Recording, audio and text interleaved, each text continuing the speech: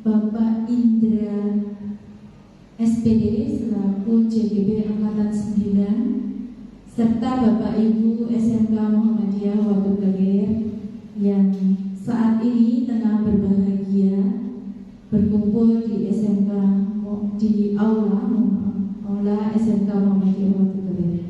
Dengan mengucap syukur alhamdulillah, mari kita panjatkan puji syukur kehadirat Allah Subhanahu wa taala yang telah melimpahkan rahmat serta karunia-Nya sehingga kita dapat berkumpul dalam keadaan sehat dan dapat menghadiri pengimbasan modul 1.4 beliau positif oleh beliau Bapak Indra SPD selaku JGB Angkatan 9 dari Kabupaten Sukoharjo. Tidak lupa sholawat serta salam semoga tetap tercurah limpahkan kepada junjungan besar panutan sekaligus suri tauladan bagi kehidupan kita, yakni Nabi Muhammad SAW, yang kelak kita tunggu syafaatnya di yaumil akhir. Selanjutnya perkenankan saya untuk menyampaikan susunan acara pada kesempatan siang hari ini. Yang pertama nanti adalah pembukaan, dilanjutkan dengan acara kedua yakni sambutan dari beliau Bapak Kepala Sekolah, dan yang ketiga inti yakni pengimbasan oleh beliau Bapak Indra, dan yang terakhir penutup. Bapak Ibu yang kami hormati, mari kita buka kegiatan pada siang hari ini dengan membaca basmalah bersama-sama.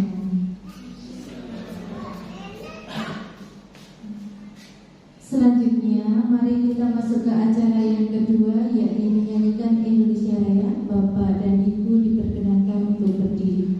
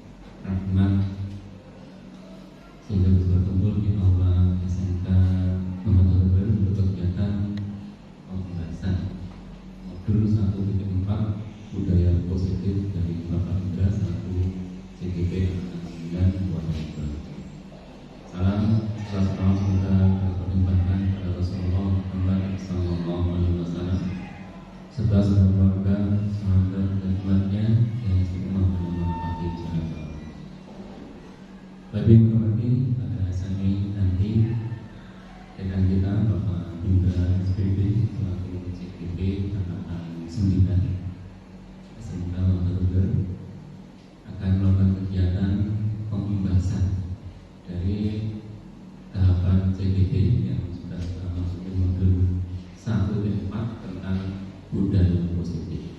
Dan apa dan bagaimananya nanti kita simak, kita ikuti, termasuk semuanya sehingga kita juga mendapatkan pembahasan yang baik dari CGB Angkatan 9 Bapak Indra SPB tersebut. Mari nanti kita ikuti sama-sama dengan baik dan itu juga bisa mengambil manfaat yang besar dari kegiatan itu. Dan memang di dalam tahapannya CGB ini modul 1 dan 4 tentang budaya positif. Terus kira-kira pembahasan kepada Bapak Ibu guru maupun karyawan juga di lingkungan SMK Muhammad Budir ini. Maka kami dengan mengucapkan Bismillahirrahmanirrahim, maka pembahasan modul 1 dan 4 budaya positif oleh Bapak Indra SPB selaku CGB Angkatan 9 Pak Sukarjo dari SMK Muhammad Budir kami akan dibuka.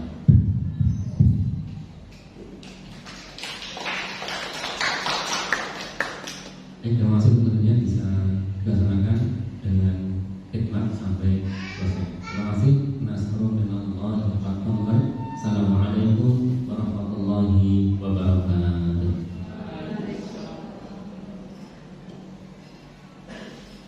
Demikian tadi sambutan sekaligus pembukaan dari beliau Bapak Kepala Sekolah Bapak Tri dan Yudi SPD. Kami ucapkan terima kasih. Selanjutnya Bapak dan Ibu, kita akan mulai pada inti kegiatan, yakni pengimbasan modul 1.4 budaya positif oleh beliau Bapak Indra SPD. Kepada beliau waktu dan tempat dipersilakan.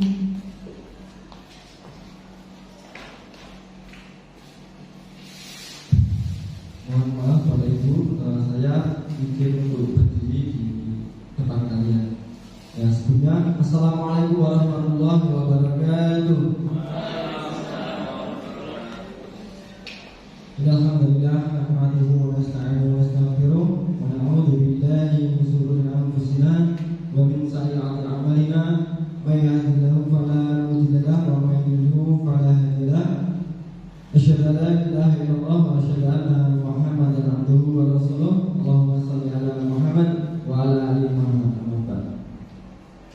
Yang terhormat Kepala SMK Muhammadiyah Watiglir Bapak Tri Rahidi SPD, yang kami hormati Bapak Ibu Wakil Kepala Sekolah SMK Muhammadiyah Watiglir, dan yang kami hormati Bapak Ibu guru dan staf karyawan SMK Muhammadiyah Watiglir. Yang pertama, marilah kita panjatkan bersyukur kehadirat Allah Subhanahu wa taala yang mana pada siang hari ini kita masih diberi kesempatan untuk berkumpul dalam acara pengimbasan modul 1.4 budaya positif atau diseminasi modul 1.4 budaya positif. Kemudian selawat salam kita haturkan kepada Nabi besar Nabi Muhammad SAW. Mudah-mudahan kita semua mendapatkan syafaatnya di yaumul akhir dengan ridha Allah Subhanahu wa taala. Baik Bapak Ibu semuanya, langsung saja di sini kami akan mempresentasikan modul 1.4 tentang budaya positif. Bapak Ibu tentunya dalam presentasi kali ini yang pertama nanti mohon partisipasinya untuk menjawab atau untuk memperhatikan, dan kemudian Bapak Ibu guru semuanya mudah-mudahan tertarik untuk apa? Tertarik untuk mendaftar CGB angkatan selanjutnya. Maka di Bapak Ibu, ya langsung saja ini pembahasan modul 1.4 budaya positif. Nah, langsung kita tolong Mas di next. Ya, tujuan pendidikan yang pertama di slide pertama adalah tujuan pendidikan. Tujuan pendidikan menurut KHD Ki Hajar Dewantara, yaitu tujuan pendidikan adalah segala kodrat yang ada pada anak-anak agar mereka dapat mencapai keselamatan dan kebahagiaan yang setinggi-tingginya, baik sebagai manusia maupun sebagai anggota masyarakat. Oleh sebab itu, pendidikan itu hanya dapat menuntun tumbuh atau hidupnya kekuatan kodrat yang ada pada anak-anak agar dapat memperbaiki lakunya, bukan dasarnya hidup dan tumbuhnya kekuatan kodrat anak. Nah, jadi Bapak Ibu semuanya, dalam dunia pendidikan ini, Bapak Ibu guru, dalam filosofi atau menurut Ki Hajar Dewantara, pendidik atau Bapak Ibu guru di sini supaya untuk menuntun tumbuh kembangnya anak, menuntun mendampingi supaya itu anak tersebut mencapai cita-cita atau tujuan sesuai dengan keinginan anak tersebut, menjadi merah, biru, hijau dan sebagainya, itu sesuai dengan potensi yang dimiliki oleh anak tersebut. Nah, bisa dilanjut. Kemudian, apakah makna budaya positif? Pasti Bapak Ibu guru sudah lebih tahu atau mengerti apa itu budaya positif. Apa contohnya penerapan positif yang telah kita terapkan? Budaya positif di sekolah itu nilai-nilai dan kebiasaan-kebiasaan di sekolah yang berpihak pada peserta didik agar mereka dapat berkembang menjadi pribadi yang kritis, penuh hormat dan bertanggung jawab sesuai dengan profil pelajar Pancasila. Kalau budaya positif ya budaya yang ada di sekolahan yang berdampak positif supaya anak tersebut imbasnya menjadi berprofil pelajar Pancasila. Berprofil pelajar Pancasila itu yang ada takwa kepada Tuhan Yang Maha Esa, itu kan termasuk disiplin, berakhlak mulia. Nah, itu kan sudah termasuk dalam profil pelajar Pancasila. Kemudian konsep utama budaya positif. Konsep utamanya adalah apa? Ada satu, perubahan paradigma belajar. Yang kita tahu mungkin anak itu sebagai pusat pendidikan. Di sini nanti dalam CGP nanti Bapak Ibu guru semua apabila besok mendaftar, nanti mungkin ada ilmu-ilmu yang belum diketahui.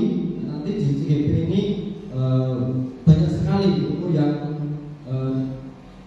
yang diperolehnya. Kemudian yang kedua, disiplin positif. Yang ketiga, kebutuhan dasar manusia. Kebutuhan dasar manusia itu ada yang primer, ada kasih sayang, itu juga kebutuhan manusia. Terus ada motivasi perilaku manusia. Yang keempat, kemudian ada restitusi, posisi kontrol. Kemudian yang keenam, keyakinan kelas. Yang ketujuh, segitiga restitusi. Nah, ini tahapan-tahapan konsep utama budaya positif. Apa itu nanti yang dimaksud dengan segitiga restitusi? Nah, itu apa? Nanti di situ ada pembahasan sedikit ya, di PowerPoint tersebut. Ya, bisa dilanjut, Mas. Kemudian perubahan paradigma dalam pembangunan budaya positif. Sekolah perlu menyediakan lingkungan yang positif, aman dan nyaman agar murid-murid mampu berpikir, bertindak dan mencipta dengan merdeka, mandiri dan bertanggung jawab. Kemudian lanjutnya disiplin ditandai dengan kontrol dalam, hari ini kontrol guru dalam menghadapi murid. Untuk supaya pembelajaran di sekolahan itu berjalan dengan baik, pastinya didukung oleh semua fasilitas yang ada dalam seluruh elemen di sekolahan, baik fasilitas maupun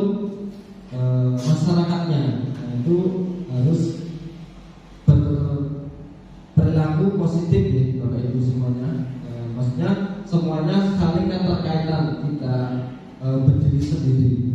Bisa dilanjut, Mas?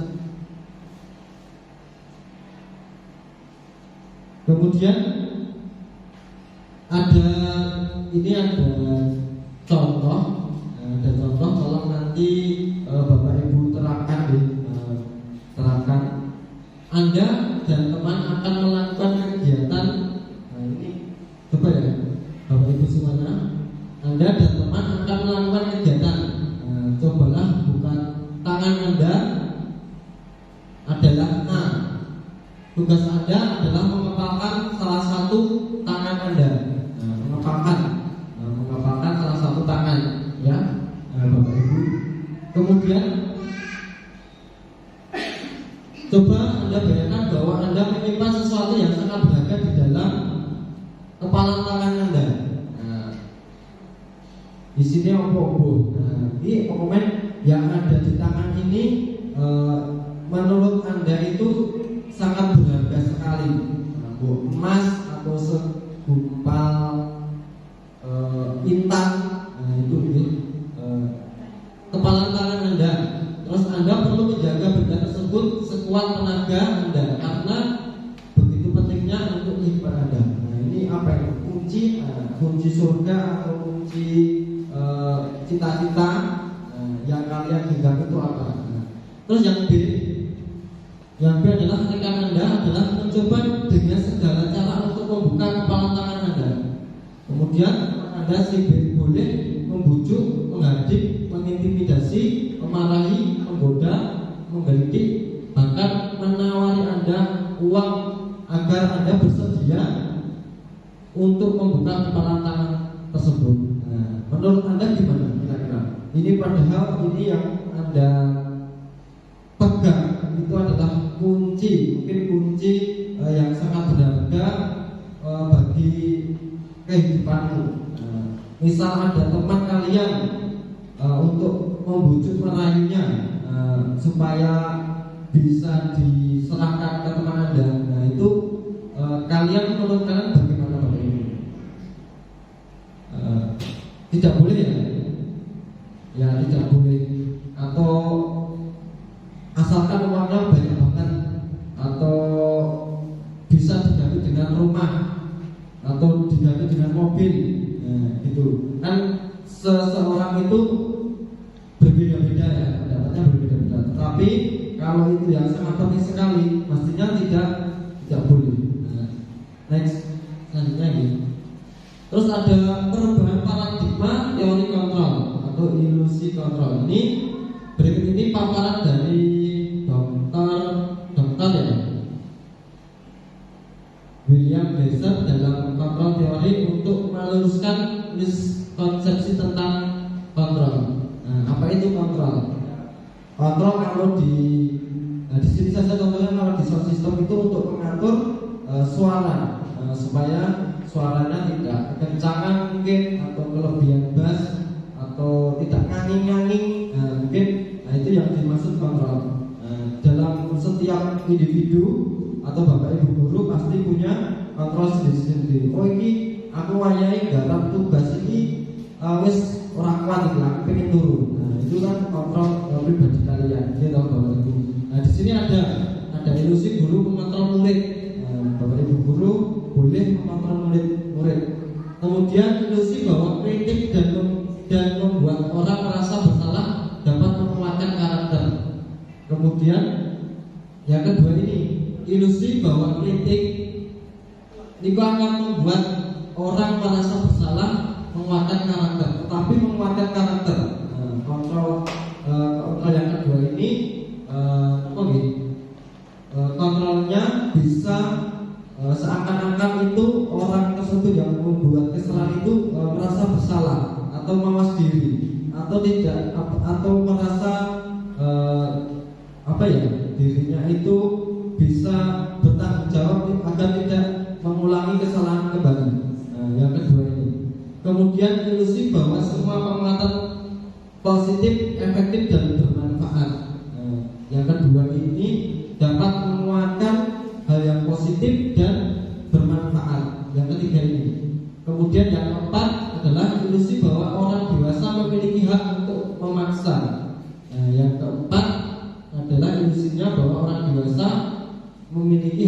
memaksa. Karena apa? Karena mungkin yang lebih dewasa itu lebih berpengalaman secara umur kalau dewasa ini. Lanjut. Kemudian ada perubahan paradigma stimulus respon dari kontrol ya. Di sini ada stimulus respon dan teori kontrol.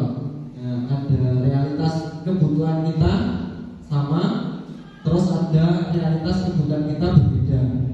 Kemudian semua orang melihat yang sama, setiap orang melihat gambaran berbeda.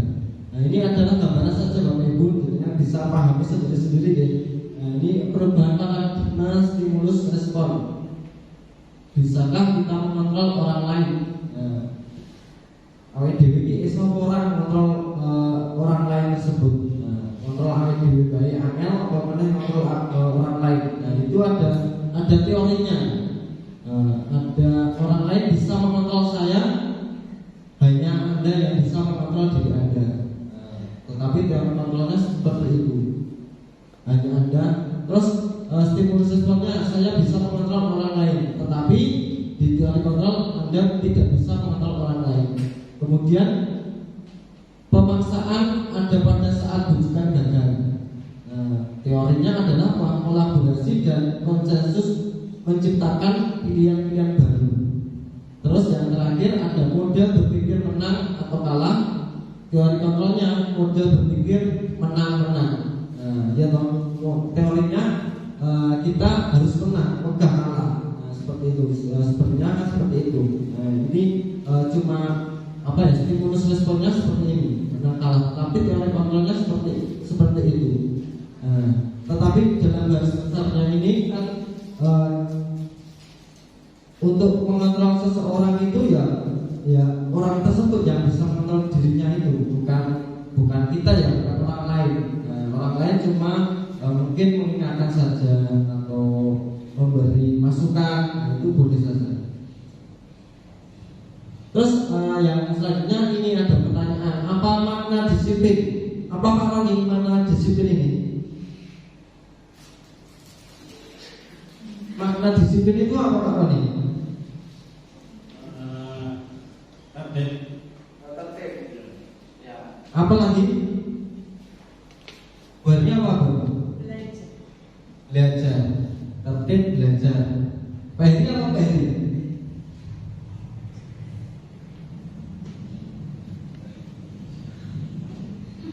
Makna disiplin kira-kira apa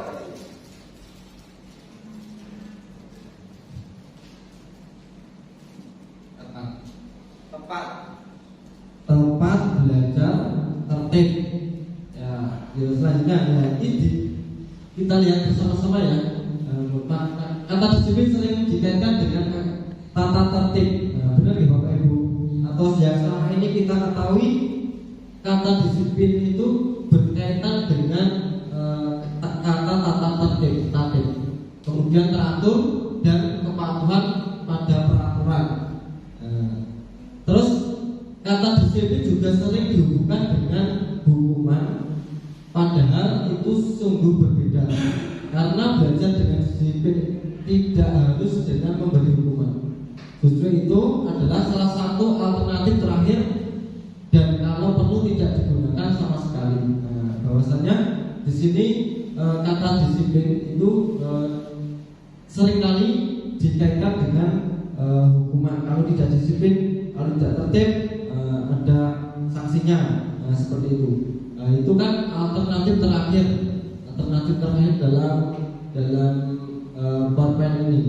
Bahwasanya untuk disiplin itu tidak harus dengan imbasnya atau efeknya, tidak harus dengan hukuman. Justru itu adalah salah satu alternatif terakhir. Tadi sudah disiplin, ada belajar, ada apa tadi, ada apa tadi Pak Eri? Tepat dan sebagainya. Kemudian di sini menurut Ki Hajar Dewantara menyatakan bahwa untuk mencapai kemerdekaan atau dalam konteks pendidikan kita saat ini, dan untuk menciptakan murid yang merdeka, syarat utamanya adalah harus ada ada disiplin yang kuat. Disiplin yang dimaksud adalah disiplin diri yang dimiliki motivasi internal. Jika kita tidak memiliki motivasi internal, maka kita memerlukan pihak lain untuk mendisiplinkan diri kita sendiri. Diri kita ya. Jadi di sini menurut Ki Hajar Dewantara bahwasanya untuk mencapai kemerdekaan atau dalam konteks pendidikan kita saat ini, untuk mencapai tujuan untuk menciptakan murid yang merdeka, syaratnya utama adalah harus ada disiplin yang kuat. Harus ada disiplin yang kuat. Jadi anak tersebut harus memiliki kekuatan atau harus memiliki tujuan, harus memiliki niat. Ya, niat dulu lah, niat yang kuat untuk mencapai tekad, untuk mencapai visi dalam belajar atau meraih cita-cita. Kalau tidak, kita boleh orang lain yang mendisiplinkan diri kita, ya supaya dalam. Bisa dilanjut. Kemudian selanjutnya adalah kebutuhan dasar manusia. Ya, kebutuhan dasar manusia, realitas kebutuhan setiap orang berbeda-beda. Kita harus berusaha memahami pandangan orang lain tentang dunia. Setiap orang memiliki gambaran yang berbeda.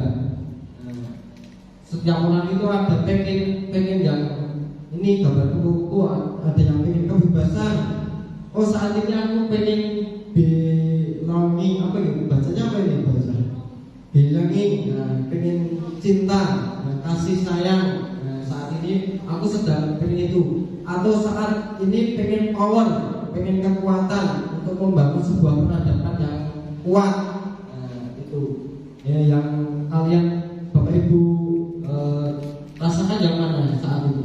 Mungkin kalau saya mungkin baru power, membangun fondasi yang kuat dulu. Biasanya membangun dulu, baru besok kita rasakan. Yang saat ini yang saya rasakan atau yang saya kerjakan ini membangun power dulu. Terus ada survival, ada fun. Mas Udin yang mana Mas Udin? Ya, mudah-mudahan besok segera mendapatkan cinta dan kasihnya. Segera nih tahun ini, mudah-mudahan paling tidak ya tahun depan. Itu ya. Boleh lanjut. Kemudian ada contoh kasus kebutuhan dasar manusia. Contoh kasus ini ada kasus ya, kasus tentang ini Bu Ani. Bu Ani itu siapa? Bu Ani itu adalah guru kelas 5 di SD Pelita. Contohnya ini di SD saja ya, di SD kelas di SD Pelita. Sedang penguasaan bingung menghadapi ulah salah satu murid di kelasnya. Penguasaan bingung menghadapi salah satu murid yang ada di kelasnya.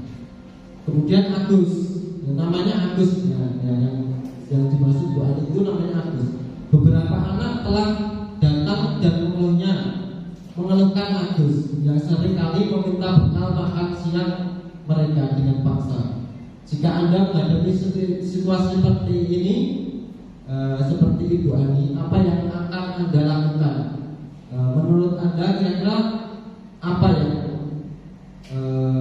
Bapak Ibu lakukan?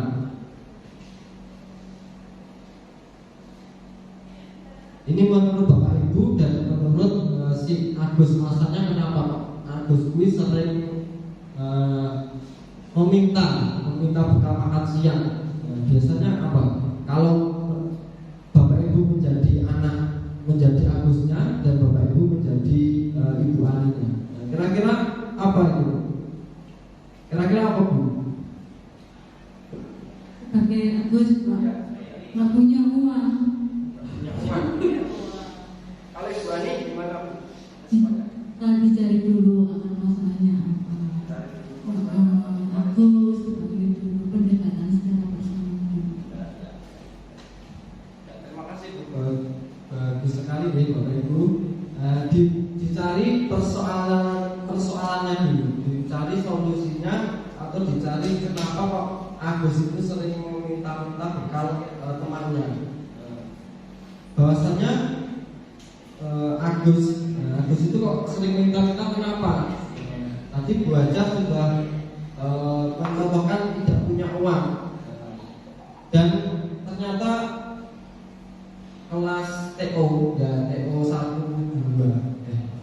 1-3 itu banyak juga siswa kita, siswa Panjenengan Sedoyo, banyak yang bawa bekal. Kalau siang itu biasanya makan rame-rame. Itu kan itu termasuk budaya positif ya Bapak Ibu. Yang bekal di rumah. Kelasnya sangat kok, malah yang tim elit kelas 10, tim elit kelas elit itu, malah bekalnya itu tidak main-main ya. Kalau lauknya itu malah berbuka cokotannya ya lumayan. Maksudnya dia tidak izin, tidak malu dengan membawa bekal itu, malah pede, malah dorayahan, dan malah sok pembulan itu kan, itu ya termasuk yang positif ya Bapak Ibu. Ya, bisa lanjut. Kemudian contoh penerapan kebutuhan dasar manusia dalam konteks penerapan disiplin positif, Ibu Anies sebaiknya mencari tahu alasan Agus melakukan hal tersebut. Kemudian tindakan tersebut agar mengetahui kebutuhan mana yang sedang berusaha dipenuhi Agus. Tadi kan Baca sudah menerapkan contoh, misal dari Agus tidak punya uang, terus Ibu Ani mencari tahu alasannya kenapa. Terus ini ada stimulus jawaban. Jawabannya adalah Agus karena ia lapar dan orang tuanya tidak membawakan bekal makan siang. Kemudian ada Agus karena dia merasa bosan dengan bekal yang dibawakan ibunya. Bosan, tidak punya uang, tidak bisa makan. Terus Agus karena iseng saja, biasanya kan anak cowok juga iseng supaya diperhatikan teman yang lain. Terus ada juga karena ia senang temannya jadi memperhatikan dia, kan jadi perhatian. Terus ada juga dia merasa hebat karena temannya jadi takut dan menuruti keinginan si Agus tersebut. Nah, ini dalam kondisi tersebut guru, Bapak Ibu guru harus bisa menyelesaikan tentang jawaban Agus yang seperti itu. Kira-kira begitu deh. Harus kita persiapkan bagaimana cara memecahkan masalah tersebut. Ya, bisa dilanjut Mas.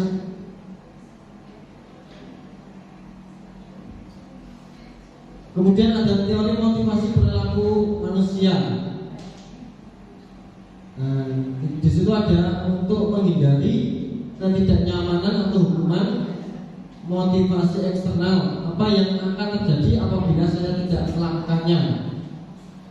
Itu ada teori motivasi perilaku manusia.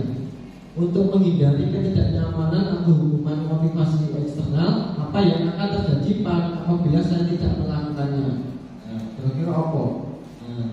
Kalau nek aku ora nglakoni kuwi, apa sing arep kedadian? Itu ada untuk menghindari hukuman tersebut. Kira-kira apa?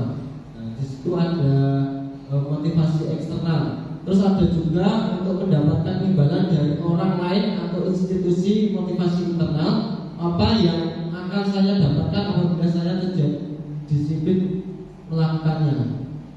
Kemudian ada untuk menghargai diri sendiri, menjadi insan sesuai harapan kita. Saya akan menjadi orang yang seperti apa bila saya melakukannya. Di situ ada teori-teori motivasi perilaku manusia. Teori perilaku manusia biasanya ini, wah aku kudu ngakoni kae, orang aku mau kesaing karo kancane. Oh, saya harus menjadi mungkin ya di sini kan CGP, wah besok gua aja menjadi CGP angkatan 11. Besok lagi Bu Wulan tidak terima, besok aku akan jadi PP Genti. Bu Wulan tidak terima, besok saya menjadi fasilitatornya Genti. Itu kan motivasi juga, itu kan itu prestis.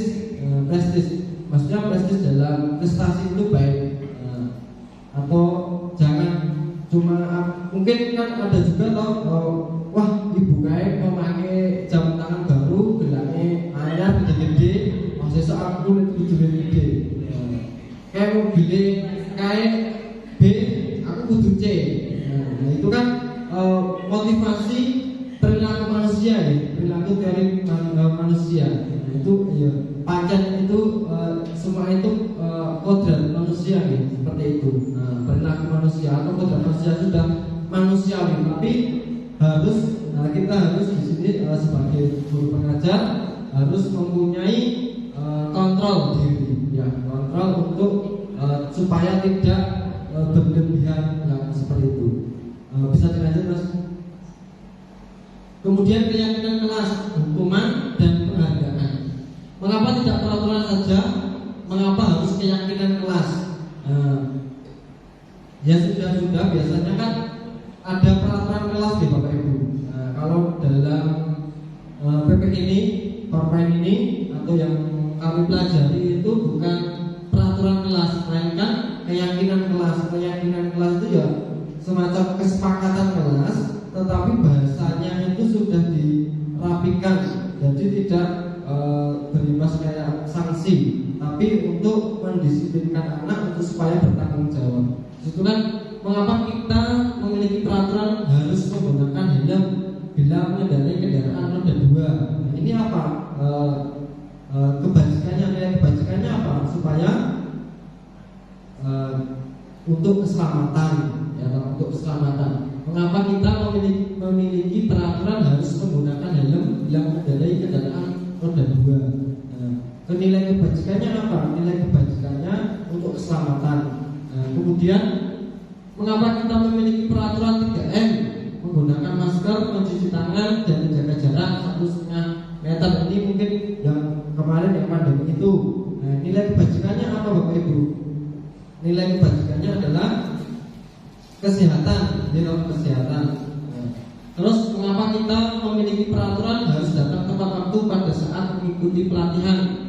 Nah ini supaya kita tidak ketinggalan materi. Untuk mendukung motivasi intrinsik, kembali ke nilai-nilai keyakinan lebih menggerakkan seseorang dibandingkan mengikuti serangkaian peraturan-peraturan. Jadi tidak semata-mata peraturan diganti-ganti ya semacam itu. Tidak, tapi ini untuk lebih meyakinkan atau menggerakkan. Menggerakkan ini berarti dari hati ya, dari hati Bapak Ibu, dari hati, bukan semata-mata sebab akibat. Semata-mata sebab akibat juga, tapi dari nilai-nilai yang positif, seperti itu. Bisa dilanjut. Kemudian keyakinan kelas. Keyakinan kelas adalah nilai-nilai kebajikan atau prinsip-prinsip universal yang disepakati bersama secara universal, lepas dari latar belakang suku, negara, bahasa maupun agama. Menurut Gosen 1998, suatu keyakinan akan lebih memotivasi seseorang dari dalam intrinsik.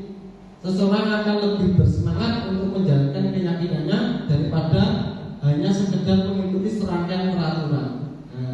Di sini kita ketahui bahwa kalau anak itu atau seseorang itu sudah yakin, sudah percaya, itu tidak usah dikompon, tidak usah disuruh, itu sudah melakukannya.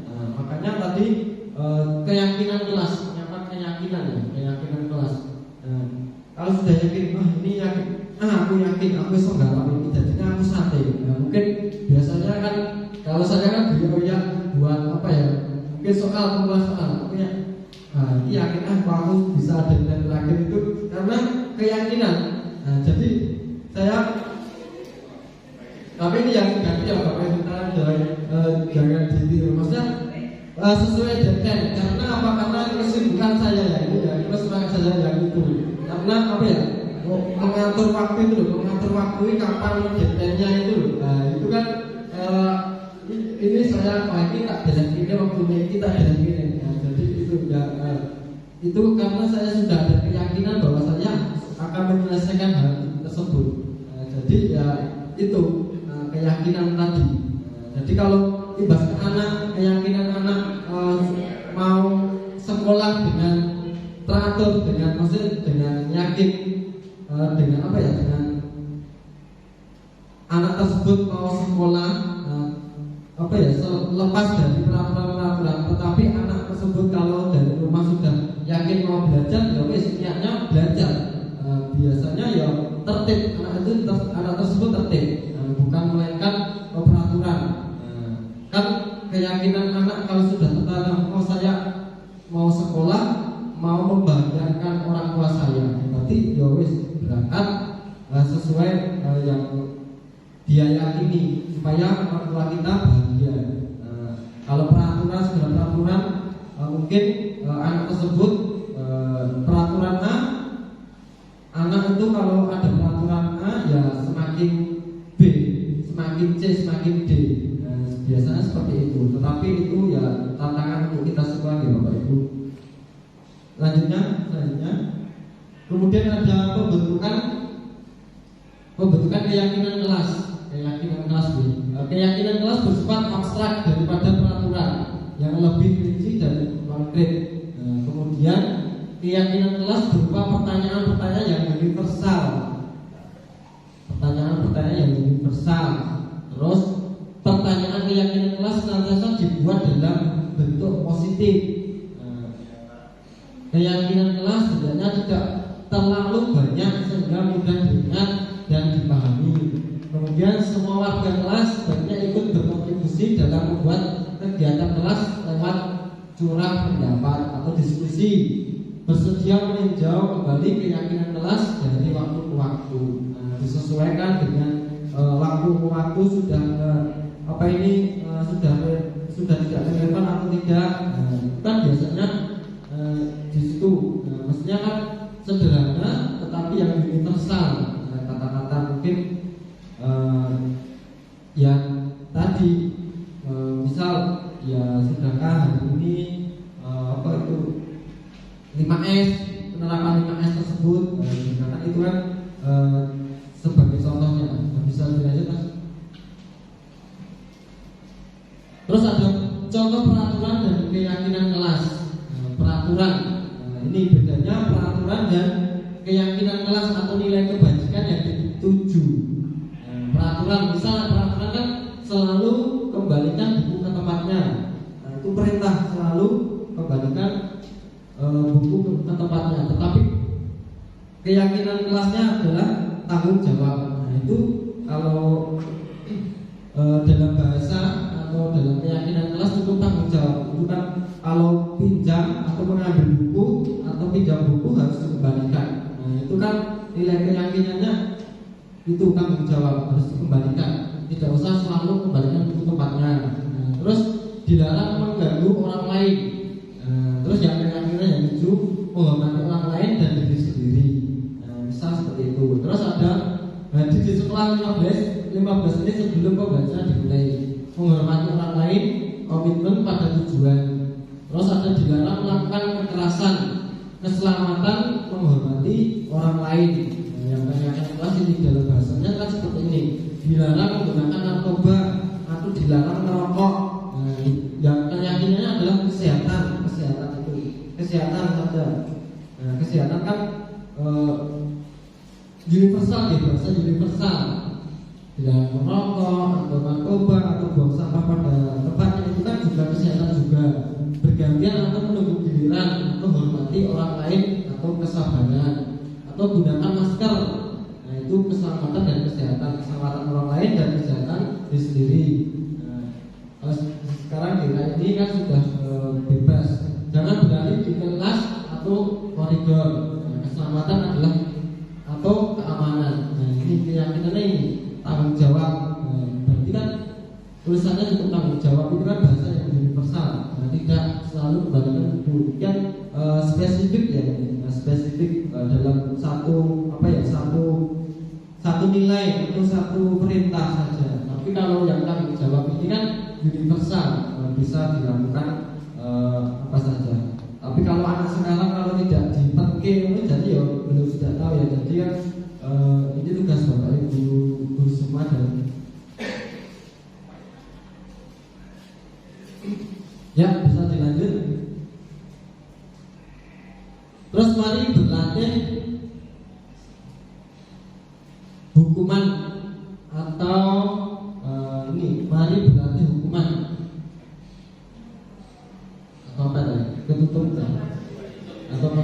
konsekuensi atau apa itu? Tindakan guru, ya atau konsekuensi tindakan guru mencatat 100 kali di dalam buku kalimat saya tidak akan terlambat lagi karena terlambat ke sekolah. Nah, hukuman atau konsekuensinya apa? Terus lari memilih lapangan basket terlambat. Ini adalah latih ya, ini contoh-contoh, tetapi ini kan termasuk masih termasuk peraturan tadi atau apa ya, hukuman. Ini termasuk hukuman yang bisa dilanjut mas. Nah ini kan termasuk hukuman atau konsekuensi, Nah, terus murid diminta untuk push up 15 kali, itu kan termasuk hukuman. Kemudian menggantikan kertas tugas teman yang telah tercoret-coret. Nah, ini kan konsekuensi gitu. Ini bedanya konsekuensi sama hukuman. Membersihkan tumpahan air di meja tulis karena ketinggalan pada saat belajar. Nah, ini konsekuensi. Terus ada meminta murid tidak mengenakan sepatu sehari di sekolah karena tidak mengenakan sepatu hitam. Ini hukuman. Terus ada konsekuensi juga ini. Lari mengelilingi lapangan basket 2 kali karena terlambat 10 menit untuk belajar atau pelajaran PJUK. Nah, ini konsekuensi gitu. Nah, jadi bedanya konsekuensi sama hukuman adalah kalau hukuman itu sifatnya agak paksaan dan itu berbau dengan tindakan apa ya Bapak Ibu? Tindakan yang pengganti kesalahan. Tetapi kalau konsekuensi itu adalah bertanggung jawab supaya yang dilakukan tadi tidak terulang atau menggantinya, bertanggung jawab konsekuensi. Itu ya Bapak Ibu kira-kira. Lanjut. Kemudian apa itu restitusi? Restitusi adalah proses menciptakan kondisi bagi murid untuk memperbaiki kesalahan mereka sehingga mereka bisa kembali pada kelompok mereka dengan karakter yang lebih kuat. Menurut Gosok 2004. Itu adalah restitusi adalah supaya menciptakan kondisi supaya murid untuk memperbaiki kesalahan mereka sehingga mereka kembali pada kelompok mereka dengan karakter yang lebih kuat, yang lebih berani, yang lebih kuat, maksudnya lebih bertanggung jawab. Bisa dilanjut, Mas. Kemudian ada restitusi posisi kontrol. Ada penghukum, ada pembuat rasa bersalah, teman, pemantau, dan manajer.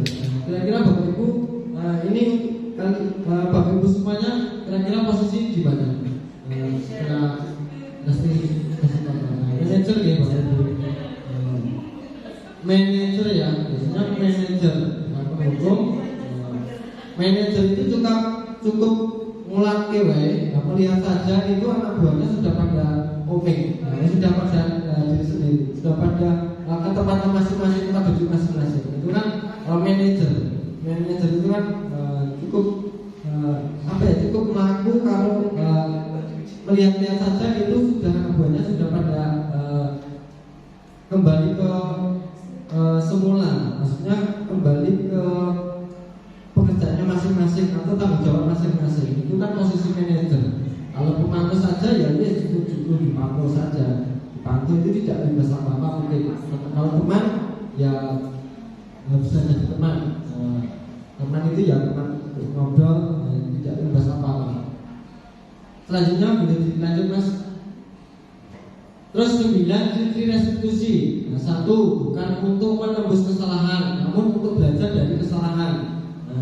Kalau tadi kan misal anak yang telah terus disuruh keliling lapangan itu kan menembus kesalahan. Tetapi ini dalam restitusi anak tidak menembus kesalahan dengan cara berlari tidak, tapi tidak.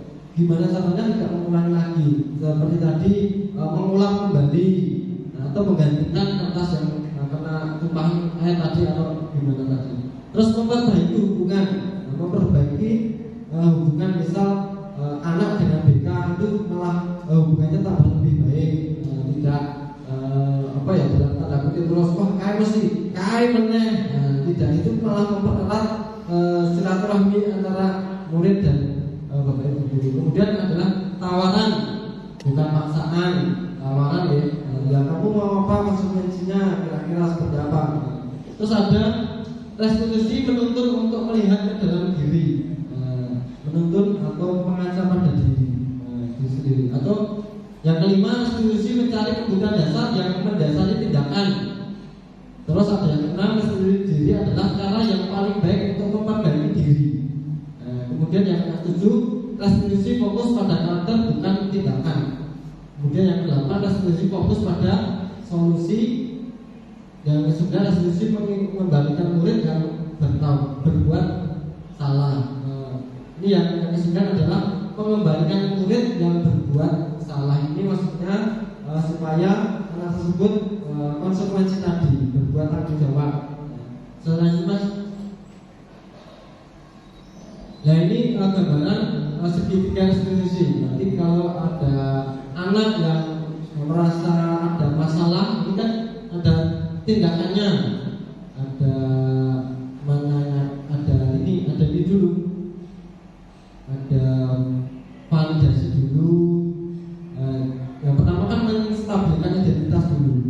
Apa benar toh si KKI, si B, apa benar si C itu tadi bolos ke sekolahan karena ada bolos karena banyak bocor atau gimana kan, mesti menstabilkan identitas dulu, kemudian validasi, kemudian baru menanyakan keyakinan tadi yang dengan bahasa yang positif tadi, supaya anak tersebut bertanggung jawab.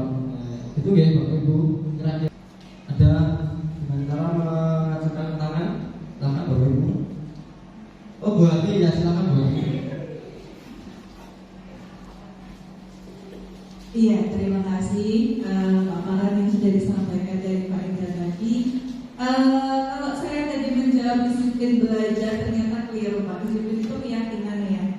Ya, dan keyakinan kita untuk lebih baik, untuk tepat waktu, keyakinan untuk mengubah itu, keyakinan atau disiplin ini bisa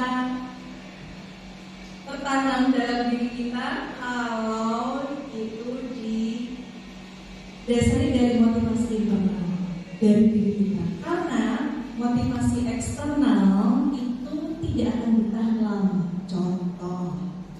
Ini contoh gitu. Contoh misalkan anak itu dia mau belajar. Kalau dapat apa? Dapat hadiah. Ya, wah besok dapat hadiah dari Bu Hani 10.000, mau belajar ya. Dapat itu 70, nilainya dapat hadiah misalkan. Dia motivasi eksternalnya karena dapat reward. Ya. Tapi kalau tidak ada reward, nggak mau belajar, terus ngoyong-ngoyong nggak dapat reward. Karena motivasinya dari eksternal, dari luar. Sama juga dengan disiplin peraturan atau mungkin yang lain, misalnya untuk hari ini saya maksudnya ada anak yang masuk jam 7 lebih karena nggak ada hukuman ya, eksternal ya, motivasi eksternal. Saya melakukan ini dapat hukuman nggak gitu? Oh saya berangkat jam 7 takut nanti kalau disuruh push up akhiri. Jadi motivasinya eksternal seperti itu, makanya saya berangkat. Tetapi disiplin di sini itu adalah motivasi internal. Jadi tadi yang disampaikan itu benar banget. Memang kita berangkat ke sekolah, terus niatnya belajar, niatnya bagus dari rumah. Entah itu nanti saya dapat reward ataupun bukan karena hukuman, tapi motivasinya dari dalam diri mereka seperti itu. Mungkin kalau saya memaknai seperti itu, karena kemarin materinya dari Pak Pangaso seperti itu. Ya terima kasih jadi dapat materi sebelumnya. Terima kasih. Pak siapa Bu? Pak siapa? Oh Pak Mas Julian. Ya Pak. Ya jadi tadi biarpun hukuman atau reward positif itu kan sebenarnya itu mau melakukan pekerjaan atau melakukan sesuatu itu ya berkaitan dengan itu. Tetapi kalau dalam diri tersebut, dalam diri anak tersebut sudah tertanam keyakinan ada reward atau tidak, itu sudah dia lakukan seperti itu gitu Bu. Kemarin yang BMK sama Bu Uli juga ya, itu teman angkatan saya Bu Nur SMK Mui gitu. Terus ya tadi hukuman sama reward, itu termasuk apa ya, salah satu efek dari nilai apa ini? Itu kan apa ya, membuat anak atau siswa itu lemah juga, daya juangnya itu menurun. Kalau dapat reward, saya semangat. Kalau dapat hukuman, saya ngobrol. Itu kan itu boleh-boleh saja. Kalau Bapak Ibu guru itu biasanya ya juga mengapresiasi itu sudah cukup sekali. Seperti itu Bapak Ibu. Sudah cukup ya Bapak Ibu. Ya, terima kasih atas partisipasinya dari kami. Mungkin hanya itu, kurang dan lebihnya kami mohon maaf yang sebesar-besarnya. Akhirul kalam, wassalamualaikum warahmatullahi wabarakatuh. Luar biasa nih Bapak Ibu. Ya, tadi pembahasan dari Bapak Indra SPD terkait dengan hasil belajar beliau di CGB Angkatan 9. Ini di modul 1.4 gitu ya Pak Indra, di budaya positif. Bapak dan Ibu, kita telah sampai di penghujung acara. Mari kita sama-sama tutup kegiatan pada kesempatan ini dengan membaca hamdalah bersama-sama.